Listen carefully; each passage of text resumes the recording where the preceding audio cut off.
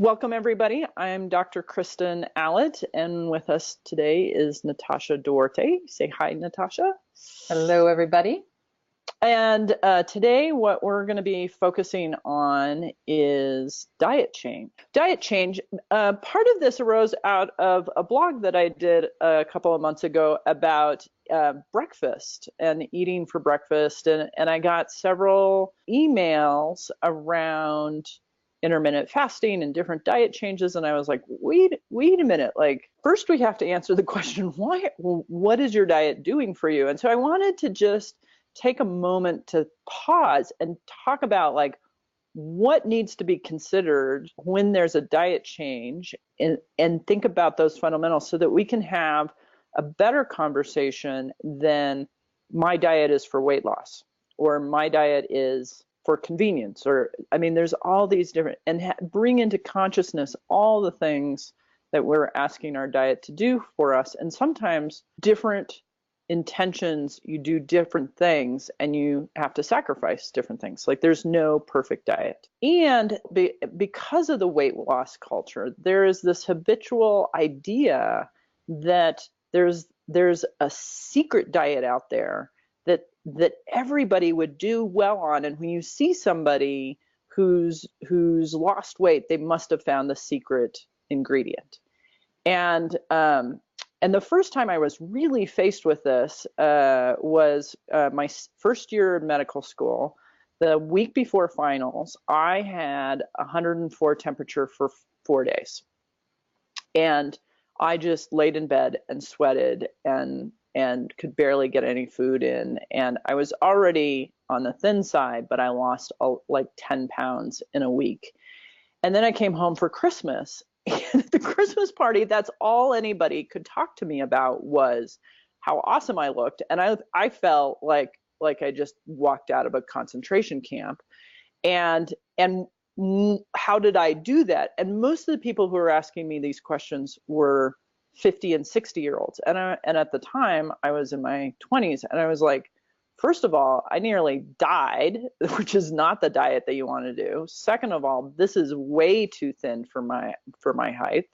And third of all, the diet that I would do as a 20-year-old is not the diet you would do as a 50-year-old. And then my parents encouraged me to not be so mean to their neighbors. But I was like super challenged by these interactions. And that was when I started to realize that people were missing what the purpose of food is. And I was missing what the purpose of food was at this party, which was social interaction. So like it was a problem all the way around. And so I thought that we would just have the discussion on that. Just to remind people that this is for educational purposes only, and it's not intended to diagnose or treat in any way. We're going to record this, but hopefully this is information so that you can integrate it into your own life and your own practices, so that we can just have a little more curiosity and compassion around food in general. First, for ourselves or the people we're connecting to, really asking people what their intention is. Because as I just talked about, there's a multi-billion-dollar industry out there saying that the intention is to lose weight. And that industry gets into our head. And nowhere do I really hear the discussion that diet is to have more energy and mental clarity. I personally prioritize that first. And part of that is making sure that we are managing anxiety, irritation, and agitation that arises when we go too long without eating. Our diet really impacts sugar cravings. Certainly if we're eating high fructose corn syrup, it is going to be very hard to control sugar cravings. Better sleep. Our diet has a ton to do with how well we sleep. The most consistent pattern that I see that disrupts sleep, but this isn't the only thing, is to eat to use alcohol or large amounts of sugar to go to sleep, which does help us go to sleep, but it almost always assures that we're going to wake up at 3 a.m. And then it's so interesting, like in this obsession about losing weight, which is really like, if we wanted to define that, that's actually what we want to do, is lose fat mass. And to do that, we have to increase muscle mass. Part of the intention is really, when people are like, I want to lose weight, I want to lose weight. Well, okay, let's talk about how that happens, because I mean, a billion people have done a quick weight loss program, and a billion people have done a quick weight gain program, because we're not talking about the fundamentals. And I don't think the industry really wants us to talk about the fundamentals of how that happens, because it's so complex. I mean, Weight Watchers is a great example. Like I think they do some good in the world, and they don't talk about exercise, and they don't talk about muscle mass, and they only talk about BMI, and that's problematic. The other thing that we should be talking about is improving our health metrics. And I've had one of my mentors in this is, there was a woman that I went to school with who, if you looked at her, you would be like, yeah, that's morbidly obese.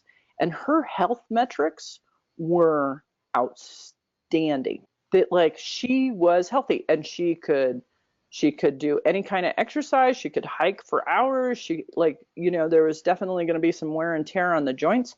But, her genetic pattern was, for her family history, was to hold a lot of weight, because that's how they survived mass starvation for generations. And yet her health metrics were awesome. And so it's not about shape, it's about how healthy you are. And having that intention to have more energy and mental clarity, and to have our health metrics be good, that all will decrease chronic disease. So that's sort of the short and long-term intention of diet. The challenge is when we're recovering from stress and lack of exercise, and eating on the go, and having our life intention be somewhere other than health. May it be raising children, or making a living, or getting through grad school. Sometimes we shelve taking care of our bodies in order to get other intentions done. And so it's when the intention of taking care of our body comes into the top 3 things in our lives that we need to start having more clear discussions about what the fundamentals are. And so, I would always start with, what is your intention? Because, as we have probably observed in our professional lives as well as our personal lives, is that when we've seen somebody go on a quick weight loss program, because that's really the diet out there these days, 90% of the time, you generally don't have energy and mental clarity. So, like, there's these wellness programs that are promoting weight loss, and it's not helping companies, because their employees don't have more energy and mental clarity. And so we need to figure out that balance point where we're moving towards greater health, and we're maintaining our energy and mental clarity.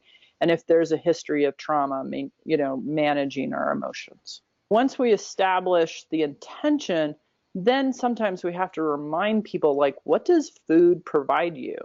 Because I think that is also too narrow of a discussion when we are thinking about this. And sometimes I overtly have these conversations with clients, and sometimes, particularly when they're new to my office, I make some assumptions for them, which is why when somebody comes in and I'm like, let's just eat more protein, it's because adding something generally assures that I'm not going to take away some of the things that food is providing. So yes, food is supposed to provide nourishment. I have only met one person briefly who that was the only thing that that they did with food. And this was an individual who had a genetic disorder. There were some amino acids that if he ate, he would die. And so all of his food was provided in basically a protein shake. And since infancy, that is all he had ever eaten in his life. And he simply ate for nourishment. And he was supposed to die as a child. He was now working on his graduate degree and doing really well, and was a phenomenal cook. And he cooked for other people, but at no point could he taste. And so food still provided other things like social connection and pleasure, but it wasn't by ingesting it. And the rest of us use food in all sorts of other ways.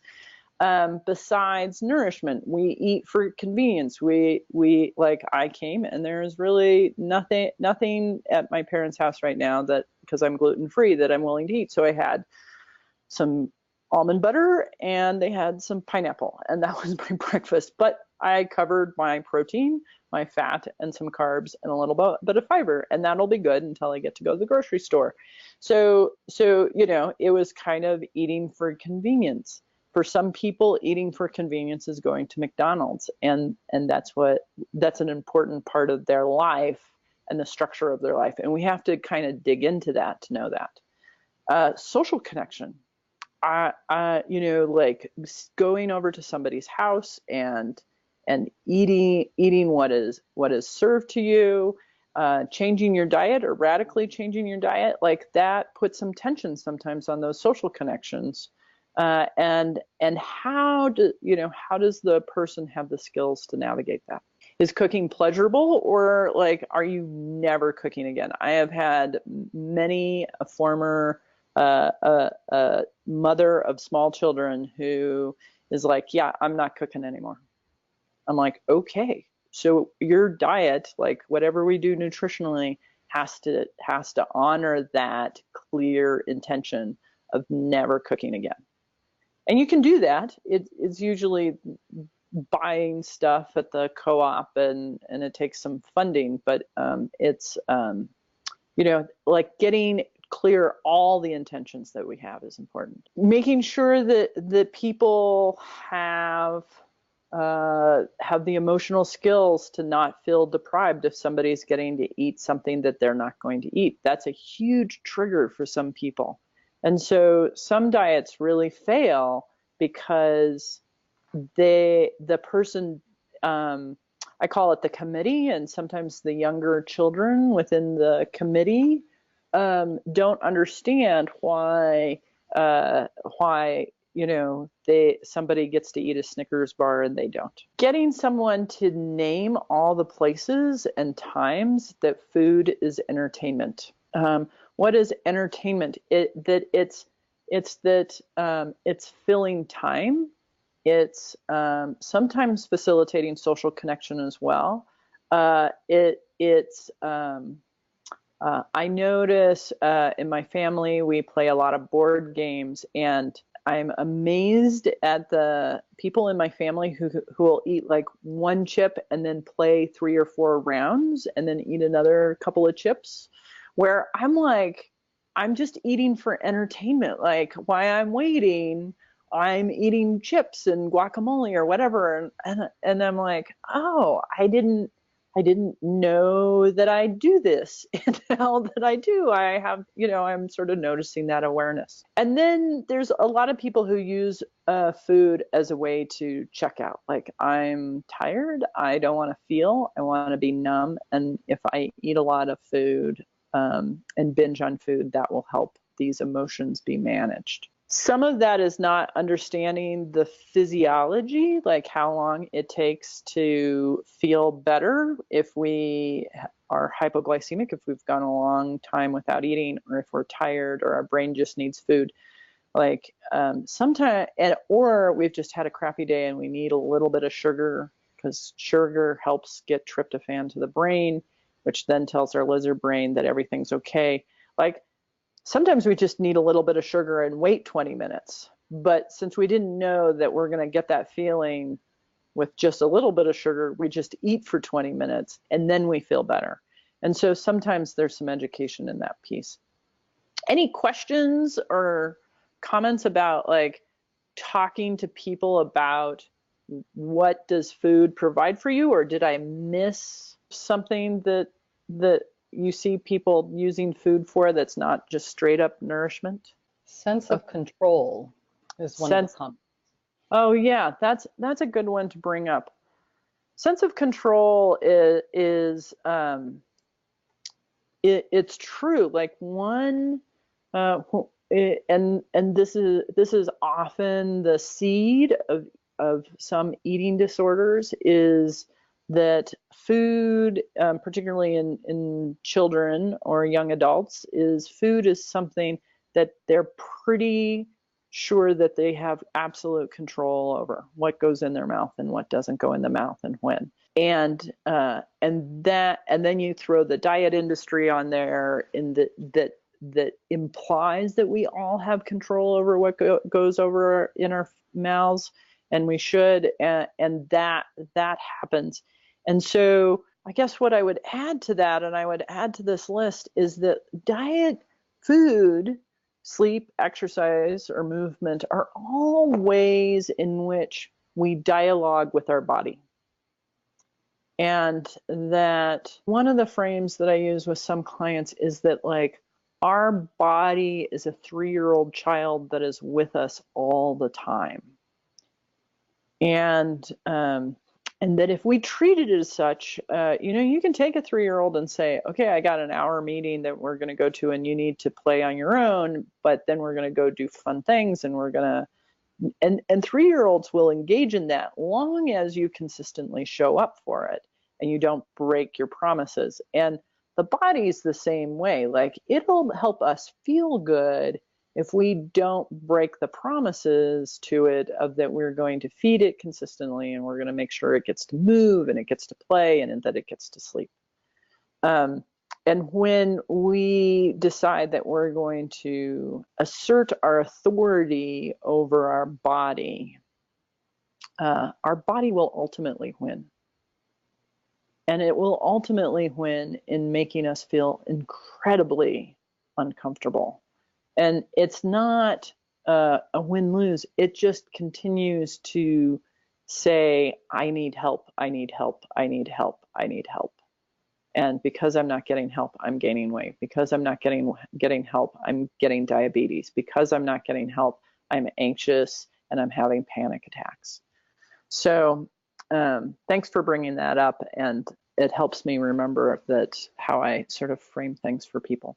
And just a follow up to the control conversation is just the feeling of controlling food because they may feel unable to control anything else in their lives. So that's absolutely like the one thing they can attach to. I mean, that opens such, it's definitely one of the causes, and it opens up a lot of dialogue about what kind of emotional support and emotional education we're giving people, and it's certainly complex. And this talk, and I'm saying this as much for myself, is that, like, this talk or anything that I do is not necessarily to give answers, but really to help people dig a little deeper into the interface between the physical, the physiology, and the neurophysiology, and the emotions, and kind of like what's behind some of our assumptions. Part of when people are changing their diet is really considering your ability to meet the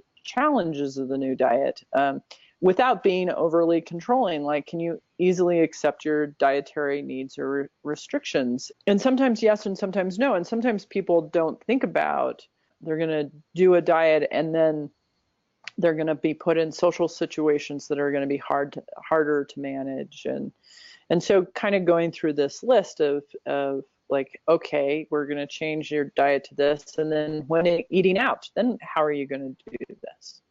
And how are you going to explain it to your family and friends?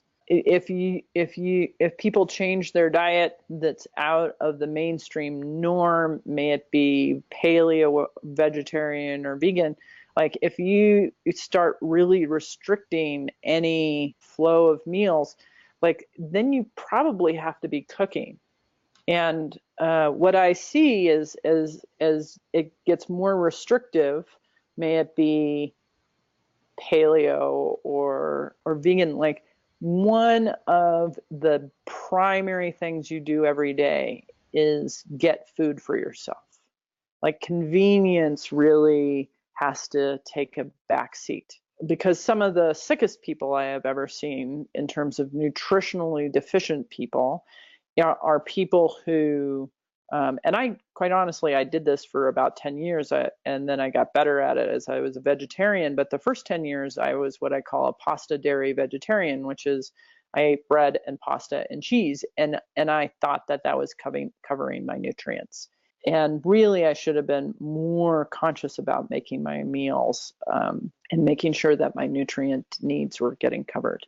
Can you easily make or bring things to events? Do you have a backup plan? I don't, because I don't eat wheat. Like sometimes I go to events and there is nothing that doesn't have wheat, and so I always have to have a protein bar. I have to have an immediate backup plan to get fuel to my brain. And then the challenge becomes, and this often takes a lot of coaching, is making sure that you have a backup plan for high stress days and weeks. Because we can often do our intention when things aren't stressed, but it's amazing how our intentions start to falter when we're busy and we have to attend emotionally more complexity than we usually do. And then, do you have the economic ability to purchase the foods that you need? And I wish that wasn't the case, but I work with people on all ends of the economic spectrum. And for instance, it's very hard to not get diabetes and to have energy and mental clarity when you are on the low end of the economic spectrum, because carbohydrates are the calories that you can purchase, and protein and good fats are very hard. So sometimes these are questions that you're just asking yourself as you guide people's choices, and sometimes these are conversations that you bring out overtly or allow people to stumble into and be like, oh, wow, like this is an interesting diet that you're doing, and so interesting. What are you going to do when the holidays come up, for instance? Personal history also plays into this. Have you ever successfully maintained sudden change in your past? And this is one of the things that I see people do all the time with their diet. Like, there are people who are definitely jump into the deep end of the pool people. And you can listen to their history and they're like, yeah, I tried to quit smoking several times and then I just quit. And or, it doesn't even have to be in that level. Like, they'll just suddenly pack up and move to another city. Like, they are fine with sudden change. And generally they can do a sudden change in terms of diet. The people who I am concerned about are the people who get into the shallow end of the pool, first by sticking their big toe in and then maybe their ankle in. And these are the people who really want to suddenly change their diet, and they have no history of doing that successfully. And anybody can hold their breath for about 30 days. That doesn't make it successful. And in fact, it often does a lot of harm. And so, like, really kind of being curious with people, like, if they want to move towards an intention, what's the best path to do that? And then having a discussion again, when you start something, do you keep at it, and even when it's hard, like problem solving before the holidays show up, problem solving before their young son or daughter, has 103 fever and they have to be at work and they have to deal with childcare and and then they're doing whatever diet they're doing, and they go to McDonald's. So really kind of leaning into that, like, are we going to do this fast or are we going to do this slow? And then what is the immediate feedback, right? Because when we were talking earlier, mostly the intention is I want to lose weight. And in my office, the conversation goes something like this, is that I've stopped eating donuts every day, and I'm walking 30 minutes a day, and I haven't lost weight. And part of that is that people don't understand that the body really works to maintain homeostasis. And because it is slow to react, and that is a survival technique that it has. And so you kind of have to lean into an intentionality for a minimum of 90 days before the body's like, maybe we should change what we're doing. Because I've on the flip side of it, I've had people who have gone on 4-day cruises and just ate a bazillion calories and came back fully prepared to have gained a lot of weight. And I always tell them, like, don't get on the scale immediately when you get back. Wait a week, or wait until you come into my office.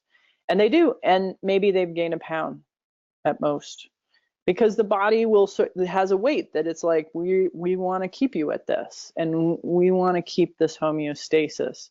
And so looking for other validation that is working, which is why I use the validation of more energy and mental clarity, and why I use the tool of 3 days of protein pretty regularly, because most people have more energy and mental clarity. Now, part of what you have to figure out is, what do people track? Some people will do 3 days of protein.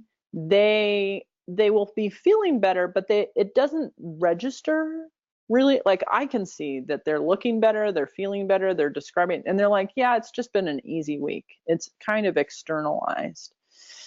And so then I'm always like, okay, well, do the 3 days, and then try your diet, or even kind of go a little further in the other direction and get up and have pancakes with maple syrup, and have pizza for lunch, and then skip dinner and just have ice cream for dinner, and see how you feel that day and the next day. And like, that contrasting experience helps to validate that their diet is serving them.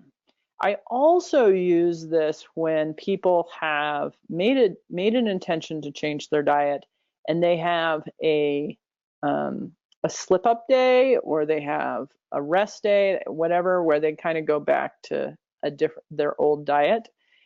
And rather than focusing on, oh, guilt, shame, I ate all the wrong things, I'm a bad person, I always ask them, not that, but how did you feel? Like, were you sore? How is your anxiety? Really specific on how you feel, because it's actually easier to just feel guilty. One of my classic stories of this was, this guy was working with me. We were working on preventing diabetes. That was the intention. That was our agreed upon intention, and my primary intention. His secondary intention, his primary intention was to lose weight. And we agreed to disagree on that, because at least we were moving in the same direction. And he came in and he was all slumped over. He's like, I really screwed up. And I'm like, how'd you screw up? He's like, I ate 4 cakes yesterday. And I'm like, 4 cakes? He's like, yes. I'm like, 4 whole cakes? He's like, well, practically. And I was like, wow. That's amazing. So, and I just got super curious. I was like, so what kind of cakes? And he went through. One was German chocolate and was made by a friend. Actually, 2 of them were made by friends, and one was from Costco and one was from Marlena's. And I was like, wow, like, did you buy all of it? Well, 2 of them. Why did you buy it? Like, why? And he's like, well, it was my birthday. And I was like, wait a minute. So at least 4 people got you cakes for your birthday yesterday? And he's like, yeah. And I'm like, two of them? Two people made you cakes because they love you so much? He's like, yeah. I'm like, so you ate 4 cakes because a whole bunch of people love you? And he's like, yeah. I'm like, awesome. Like, good to know. Let's go back to what we were doing. Like, leave that day alone. That was an awesome day. Why are you feeling guilty about it? Like, and like people will suck you in if you're walking the path on shaming them. And so, really getting curious about that is helpful. And when you get the history, you can kind of also get some of the history around how they shame themselves. And I don't know, like when we shame ourselves, it's this amazing way on how we go do exactly what we're shaming ourselves over. It's really, I wish I understood the neurobiology of that, but so let's not do that. And then setting up a support person, it's not so much like an accountability. I kind of don't like that word anymore, but it's sort of a witness to like walking the path, because when we have somebody witness what we're doing, the good and the bad, we tend to learn better and dig into the details of why that behavior happened and why those emotions came up, and so that we can address them better in the future. So getting the history, like, and then of course there's like history of eating disorders and history of addictions and history, like all of those overt things, but like the history of how they learn is also really important. Comments, curiosities, concerns? Yeah, so we have a couple comments. One was more generally about the holidays, but it also, I think, really relates to the story about the birthday, of people having like this idea that they need to eat all the yummy bad stuff in order to enjoy the holidays. So there's this connection, right? Like that part of the enjoyment is in the indulgence and all of that. And if you give that up, there's this idea that maybe you won't be able to fully enjoy those special days or occasions. And then there are a couple other comments. One is whether you find that if they do sort of have an off day and they have pizza or ice cream and all of that stuff, are you concerned that like once they start, maybe they can't stop or get back on track? So there's that sugar addiction thing potentially being triggered. Yeah, I'm going to sort of comment on those in reverse order. So one of the things that I educate people about on cheat days is that when we get into high carbohydrates, particularly high fructose corn syrup, our glucose regulation is maladaptive for 3 days.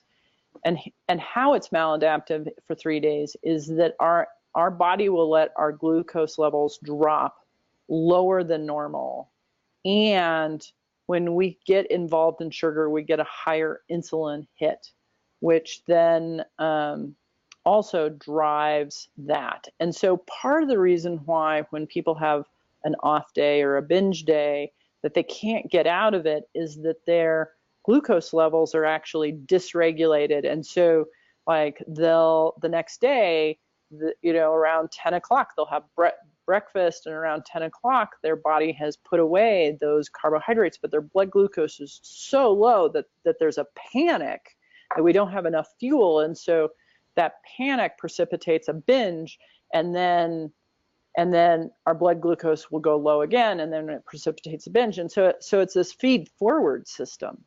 And so when we have an off day, what I really try and get people to focus on is it's okay to have an off day and immediately go back to 3 days of protein, where you're like, okay, I understand that I'm going to be craving sugars, but I understand that that's coming as much from the body.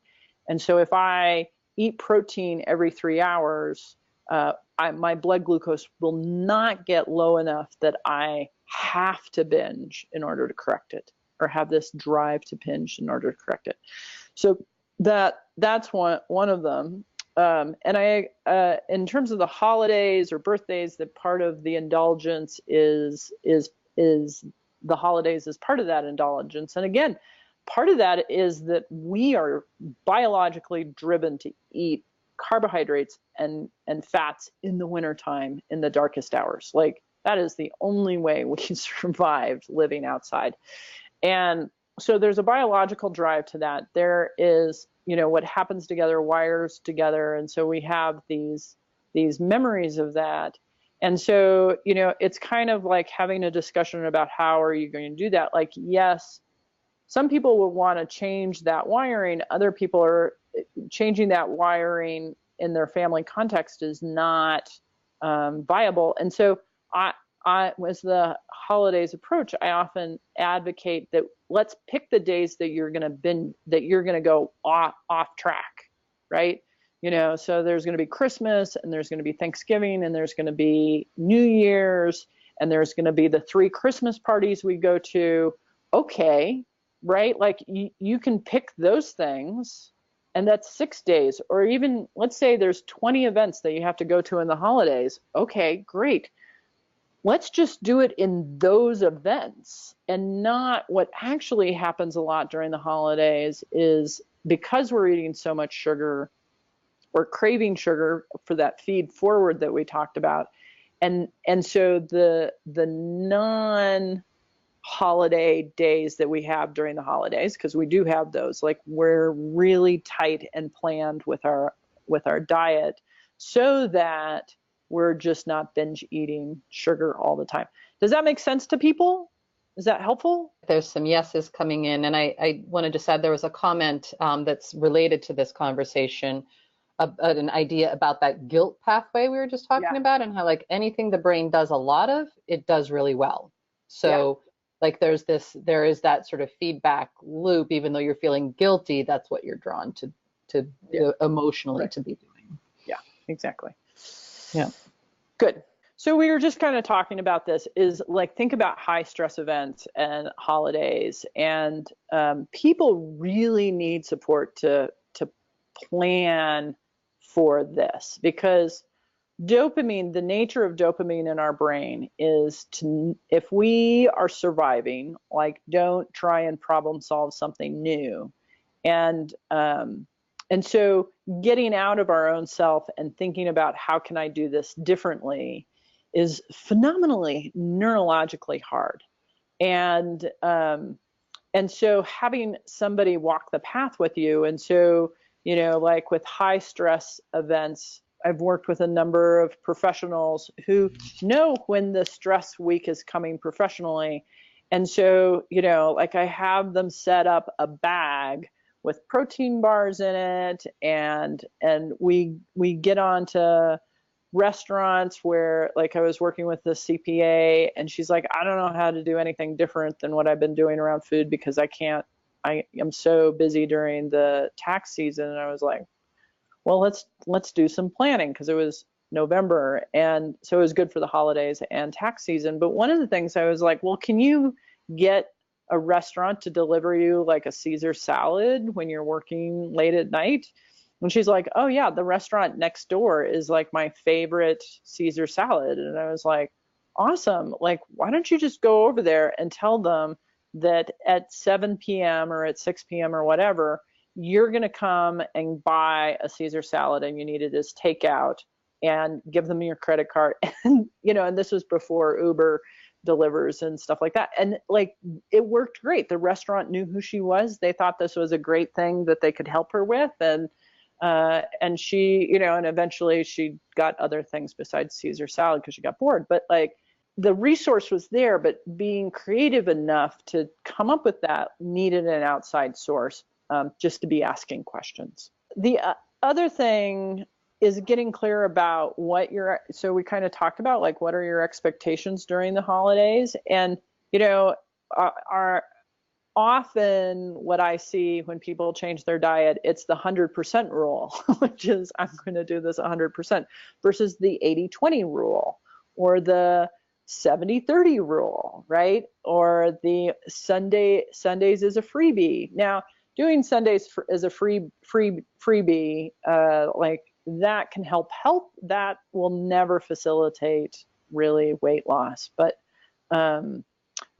emotionally it gets people going. And so I guess the other piece is sort of staging. Like, there's learning to do the diet, there's the refining the diet, there's optimizing the diet, and we'll get a little more into that. And then having a really specific plan when you go off your diet and how to get back on. And that often that has to be written out. Like the lesson that I seem to be really pushing right now is get it out of your head and write it down.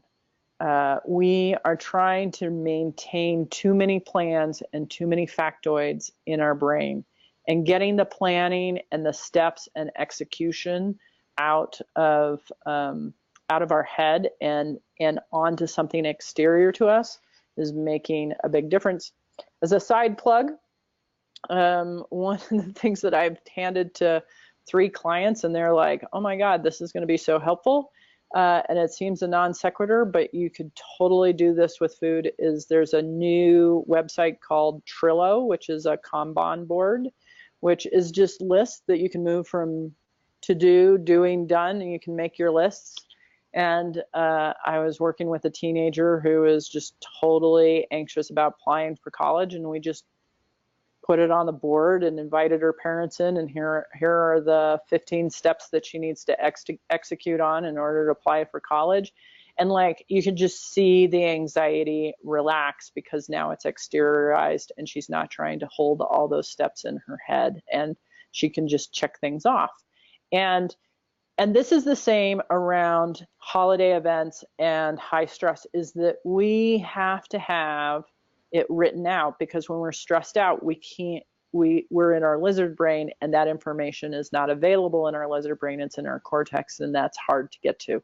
And so if we write it out and say, okay, during events, put it on our refrigerator, like here are the 5 things that I can eat, that really helps on that execution piece. One of the participants commented that she's been doing a lot of that as well. Like, it's just like the get it out of your head and away from your ever-changing emotions. So depending on the ups and downs and anxious and calm, you can access that information still. Yeah, no, it's super helpful.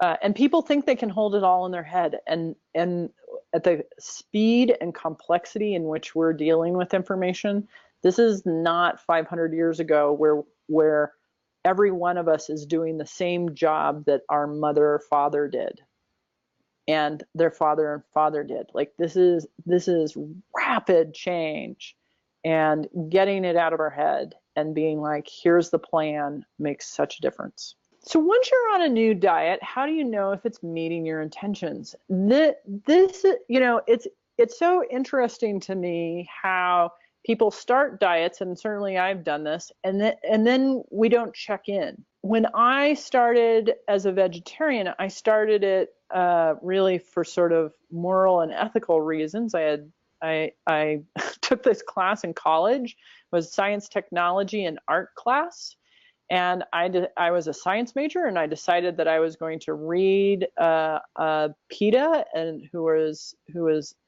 against animal research, because I figured I should listen to them before I go off and do animal research. And at the end of the class, I was a vegetarian and not going to do animal research. So they laid out some pretty useful arguments at the time. And so I started as a vegetarian. I actually felt a lot better for that. And I think part of it was that I was 20, and now I was not just eating anything. Like, I had some more intentionality to my diet, and so I had to be a little more thoughtful about what I was putting in my mouth. And I was living in environments that were not cold and wet. And then I moved to the Northwest, and I started medical school, and I was working out, and I needed to get 4,000 calories in a day in order to cover my dietary needs and to maintain weight. And that is a lot of beans and tofu and butter, and then I ate some meat, and I felt so much better. But I realized, looking back, that I was going to see an acupuncturist to manage my anxiety, and he kept saying, you need to eat meat. And I kept saying, no, I don't. And I wasn't willing to reevaluate if my diet was serving me. And it wasn't until a nutritionist, because we had to go see a nutritionist at Bastyr. And the nutritionist pointed out that for me at my current weight, and I was exercising really heavily, doing martial arts and getting ready for a black belt. For me to maintain my weight, I had to eat 4,000 calories. That is a lot. That is eating a lot and eating all the time. And I couldn't do that as a vegetarian. I tried, and it was very hard. And I still didn't go, well, maybe I should consider eating meat. And then I went to an event where they raised all the animals by hand, and they were they basically addressed all of my concerns about eating meat, and I ate it, and I immediately felt better, and I immediately knew that I was no longer a vegetarian. And it took me probably 3 years to integrate that into my life.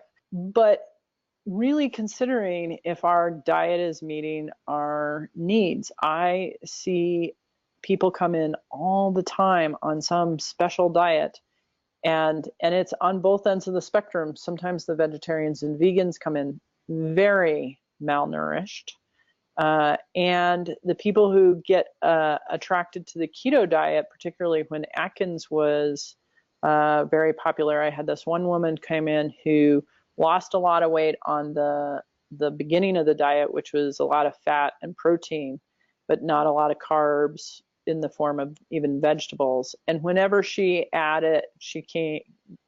onto the maintenance part, she would gain weight again because she couldn't control her carb intake, even if it was just vegetables. And so basically for 4 years, she stopped eating vegetables, and she came in and she was hemorrhaging with her menses every month, like 5 days of a new pad every hour, every other hour, which is just outright hemorrhaging. And she was horribly anemic. And she was not consuming enough vitamin K in order to clot her blood. I mean, it was just a terribly precarious situation that she had put herself in, all in the intentionality of being healthy. That makes sure that our diet is making sure we're getting our nutritional feedback, and maintaining health, and going in and making sure that the changes we're making are actually changing those metrics, A1C or cholesterol or hypertension, and maintaining energy and mental clarity, and that our anxiety and moods are not being influenced by our diet. Our diet choices often to maintain body weight or change body weight. I'm not a big fan of apps that you put your diet in all the time, like how many calories, because they're often used for calories. But I am a fan of using those apps for getting at micro and macro nutrients.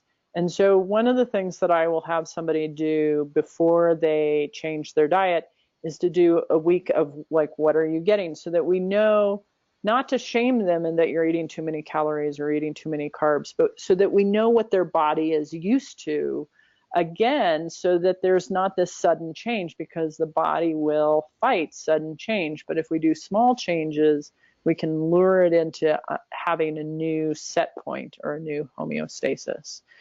And so I will use those apps to, like, let's just see how much protein you're getting. Let's see how much carbohydrates you're getting, how much fat you're getting. Because even though I've been doing this for a long time, it is really hard for me to guesstimate that. I can do protein pretty well, but the carbs and fats are really hard to know just by looking at somebody's diet. And the macronutrients, are you getting enough vitamin K? Are you getting enough vitamin C? Are you getting enough vitamin A? Are you getting enough B vitamins through your diet? Is also, I mean, maybe there are people out there who can guesstimate that, but it's really helpful putting that on an app and just using it as a snapshot. You know, this is just a summary of the things that we've been talking about and good things to consider, which you can take a look at the slide track. And then just as a review, I think we should all make sure that we're checking in with our diet every 2 to 5 years. If there are any big changes in terms of health or life, we should really reconsider it as well, including your living situation and changing your job. When you change your living, like I recently moved in with a family, and boy, I had to really think about my diet in the context of living with teenagers, and do a new diet change. My diet didn't change. Well, in some ways it did, but purchasing junk food, it was more important for me to purchase junk food to have that connection to them and support them than it was to be right. And now they're not so interested in junk food because they're beginning to figure it out. It makes them feel crappy. Yeah, we have a quick question about what app you recommend for people to track those nutrients. Yeah, the MyFitnessPal is the one that I'm most familiar with. The free version is pretty robust. There's a paid version that has some bells and whistles, but the free version usually gets the job done just fine. Great. And we did also have a question a little while ago about elimination and identifying food sensitivities, but we may want to address that offline, or do you want to address that now? I think talking about different diets and the pros and cons of different diets and things to look for might be just our next connectors meeting, because I think that needs a half hour of time to all on its own. So why don't we make that our next intention in terms of what we'll talk about? That sounds great. Thank you all for coming.